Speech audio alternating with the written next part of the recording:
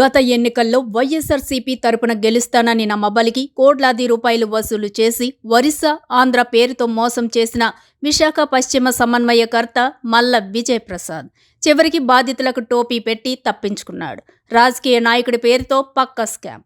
ప్రజల విశ్వాసాన్ని కుదిపేసిన chit fund మోసం మరోసారి వెలుగులోకి వచ్చింది. మాజీ ఎమ్మెల్యే మల్ల విజయ్ ప్రసాద్పై కేసు నడుస్తున్న తీరు ఇప్పుడు హాట్ టాపిక్గా మారింది. గత ఎన్నికల్లో వైఎస్ఆర్సీపీ పార్టీ తరపున గెలుస్తానని నమ్మబలికి కోట్లాది రూపాయలు డబ్బు వసూలు చేసి ఒరిస్సా, ఆంధ్ర అని చెప్పి చివరకు బాధితులకు టోపీ పెట్టేసిన విశాఖ పశ్చిమ వైకాపా సమన్వయకర్త మల్ల Vijay Prasad welfare buildings and estates private limited పేరుతో పెద్ద ఎత్తున డిపాజిట్లు సేకరించి ఎక్కువ వడ్డీ ఇస్తామంటూ ప్రజలను ఆకర్షించినట్టు అధికారులు చెబుతున్నారు.